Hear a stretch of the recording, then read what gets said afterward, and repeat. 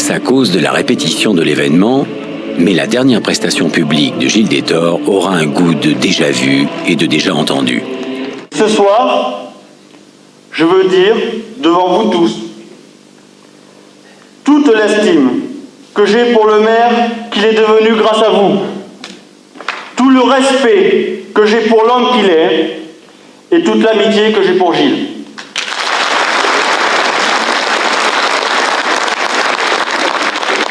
Il est compétent, il est pétri des qualités qui en font un homme d'une grande valeur. Je vous demande de tous vous mobiliser pour que demain, Gilles Détord soit le maire de tous les Agatois.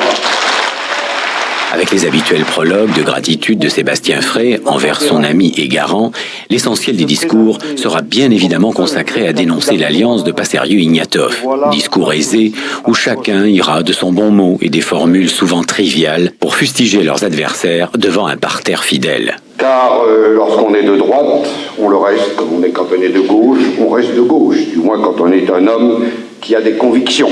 Convictions que je respecte, quelles qu'elles soient, pour qu'elles n'atteignent pas à la République, à la liberté et à la démocratie. Que constate-t-on? Charles Ignatov est numéro 2, mais on nous dit déjà, mais non, il ne sera pas premier adjoint. Il sera un peu derrière à la communauté de communes. Peut-être va-t-il d'ailleurs remplacer Didier Denestève comme chauffeur. On ne sait pas.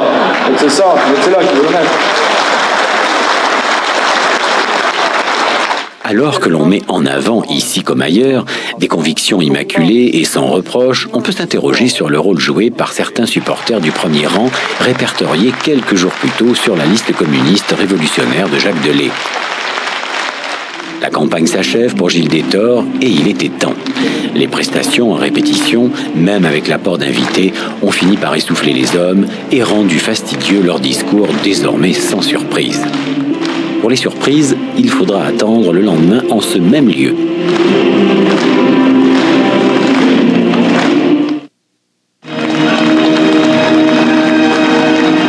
Michel Mur, André Border, Régis Passerieu avec Charles Ignatov à leur droite, l'instant sera jugé insolite par certains, incongru par d'autres, mais historique et mémorable par tous. À tour de rôle, les adversaires d'hier viendront tenter de justifier le pacte qui les lie aujourd'hui dans une véritable coalition contre Gilles Détord. Parce que toutes les limites ont été franchies, parce que jamais la situation d'Agde n'avait été aussi grave. Mes amis et moi-même avons pris nos responsabilités.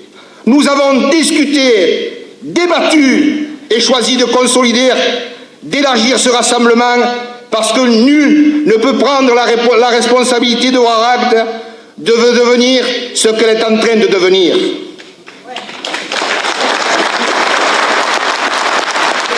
Mais le plus attendu est sans conteste Charles Ignatov, qui défend ici sa crédibilité passée, présente et à venir. Avec une suffisance intellectuelle, Charles Ignatov invoquera une association de compétences et ira jusqu'à parler de Dream Team. Je ne vais pas servir le cliché des deux garçons qui se bagarraient et qui finalement deviennent les meilleurs copains.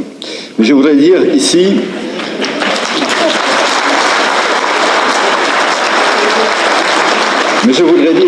que j'ai vu que tu avais changé, Régis, que tu t'étais bonifié.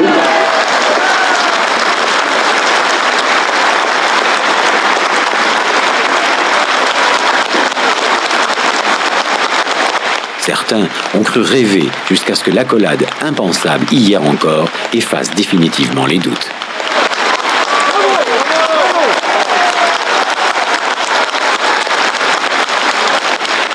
Il y a ceux qui nous ont toujours soutenus dans le passé, même si avec certains, nous pouvions avoir des divergences d'analyse. Il y a ceux que l'on appelle les fidèles, et que je salue, car ils ont porté le flambeau dans les moments de trouble. Il y a aussi ceux qui ont cru pouvoir faire confiance, avec sincérité, à Gilles Détord, et qui aujourd'hui se sentent méprisés, trahis, choqués.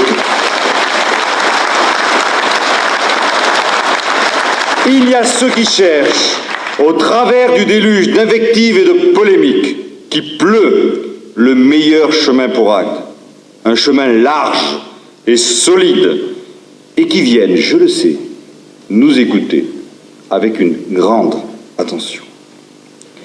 Mais tous ensemble, votre point commun est le plus fort et il nous rassemble. Vous vous préoccupez d'Agde et de son devenir avant tout.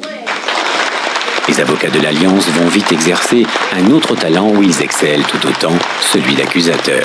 C'est un visage du mensonge, mais aussi le visage du mépris et de la haine. Du mépris vis-à-vis des Agatois à qui l'on avait promis la baisse des impôts avant de leur faire subir, avec un total cynisme, la plus forte augmentation fiscale qu'ils n'aient jamais connue. À qui l'on avait promis d'être apolitique et l'homme d'un seul mandat, la main sur le cœur, s'il vous plaît, et d'une seule indemnité, avant que de s'engager dans un parti, de se présenter aux législatives, puis de briguer la présidence de la communauté de communes. Mais que volent les paroles? On peut, en démocratie, ne pas parvenir à réaliser tout ce qu'on avait promis, mais faire l'exact contraire, avec cynisme, de ce sur quoi on s'était engagé la main sur le cœur quelques mois auparavant. Mesdames, Messieurs, chers Agatoises, chers Agatois, c'est corrompre la démocratie. Ce réquisitoire va bénéficier de témoins inespérés. À la barre, ils argumenteront les thèses d'une accusation devenue un véritable haro sur Gilles Détord.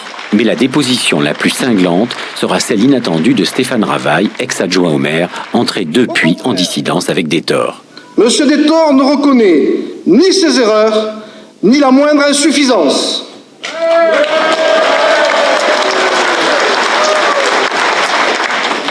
Le remède qu'il a apporté à la situation est pire que le mal. L'augmentation des impôts était la pire des choses si elle ne s'accompagnait pas d'une politique cohérente et rigoureuse.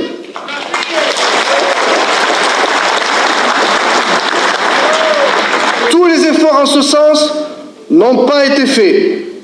D'ailleurs, avez-vous vu M. Détord, avant de sortir, montrer un audit prouvant le contraire? À cette constatation s'en est ajouté d'autres. Le désordre qui s'installait dans l'exercice des responsabilités confiées aux élus. Un directeur de cabinet au pouvoir exorbitant. Un pouvoir décisionnel abandonné entre les mains des administratifs qui n'ont aucune légitimité, même si le nouveau directeur général des services a bien tenté en vain d'y mettre de l'ordre.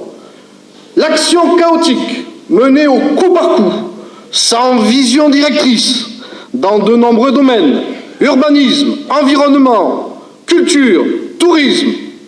Je m'arrête, la liste est trop longue. En clair, bilan de son action, 0.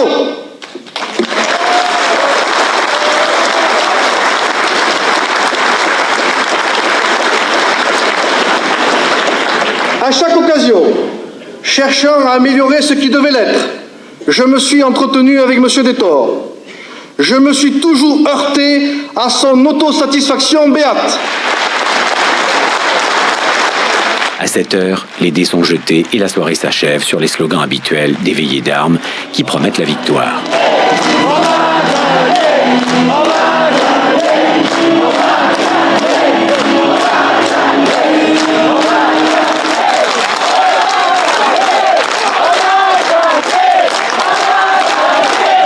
« 48 heures plus tard, quand Gilles Détord apparaît devant ses supporters, le même slogan est repris, non plus pour promettre la victoire, mais pour fêter celle-ci.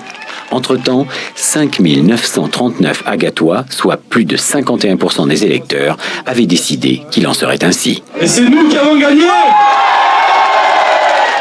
L'Union agatoise a devancé de 296 suffrages celle du Rassemblement pour Agde. Gilles Détord aura été le grand bénéficiaire d'une participation accrue, qui est passée de 70 à 75% entre les deux tours, mais aussi d'une réaction de toute évidence hostile à l'alliance Passerieu-Ignatov. Vous avez sanctionné la trahison, la haine, et je vous en remercie. Maintenant, nous allons pouvoir...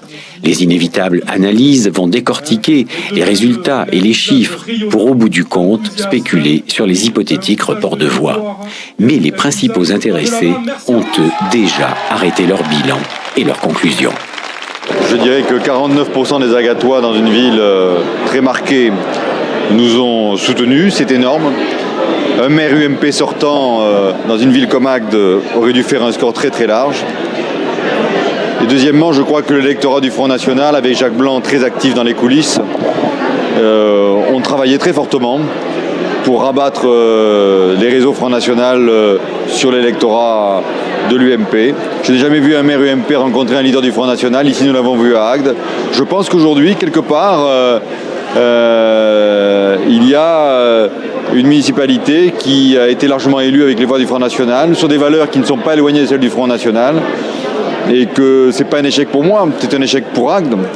Nous avons, 53-54% des habitants du centre-ville qui ont voté pour nous, beaucoup de gens que nous ne connaissons pas, qui habitent des quartiers ou qui habitent peu sur Agde, qui ont voté contre nous. Il nous reste à faire un travail de conviction. La vague de l'UMP a été forte, le travail de Jacques Blanc néfaste à Agde, mais ma foi, n'oublions pas quand même la moitié d'Agde, la moitié active, la moitié citoyenne qui nous soutient, et surtout considérons que demain, ce sont eux qui doivent être représentés dans l'action, dans le discours, pour ne pas que Agde s'étiole. Donc la politique, c'est une bataille permanente. Celle-là a été perdue, mais les forces sont là pour continuer à défendre la ville d'Agde. Je ne sais pas quel sera mon rôle de cette défense. Ce sera d'abord mon rôle de conseiller général de défendre les Agatois territorialement. Je le ferai. Je suis un élu de la République de ce canton et je le ferai. Demain, qui portera le flambeau? Peut-être moi, peut-être un autre. En tout cas, moi, je serai là pour aider à mener ce combat, parce que je crois que cette municipalité ne mènera pas la bonne politique pour la ville. En termes de résultats, c'est indiscutable que c'est un échec, puisque la liste n'a pas emporté. Sur le fond, il faut quand même être conscient que c'est un Agatois sur deux, simplement, qui n'a pas voulu de la politique que nous proposions, ou des hommes. Et que le résultat a été très serré, 150 personnes qui se déplaçaient, et le résultat était tout à fait différent. Il y a plusieurs éléments. L'élément qui a le marché le plus évidemment, c'est soi-disant le sigle UMP pour des torts. Alors ça fait sourire quand on sait que Frey, socialiste bien connu, était le numéro 2 et qu'on retrouvait plusieurs personnes qui n'ont rien à voir avec l'UMP qui sont sur la liste de Détor. Mais manifestement, ça a marché. C'est une évidence. Le Front National aussi, je pense, s'est fait berner. Sur une idée d'ailleurs invraisemblable, puisque j'entendais le vendredi des gens qui disaient il faut absolument voter Détor parce qu'il va y avoir une mosquée sur Agde, pourquoi pas à la place de la cathédrale Saint-Étienne. C'était un peu gros. Mais c'est ça la force de Détor, c'est une simple capacité de manipulation et ensuite ce que j'appellerais une escroquerie politique, une capacité à faire croire qu'il est autre chose que ce qu'il est. Ça, c'est l'élément essentiel. Ensuite, en ce qui concerne le rassemblement qui a eu lieu entre les deux tours, ça a plutôt fonctionné. Mes électeurs, qui sont des électeurs qui suivent depuis longtemps ma démarche politique, qui sont des gens que je qualifierais qui ont un sens politique aiguisé, qui lisent bien tous les articles, qui lisent bien tous les tracts, les programmes. Ils ont compris la démarche. Ils ont compris que c'était un rassemblement de salut public contre quelqu'un qui gère très mal et qui a un comportement qui est inacceptable sur bien des points.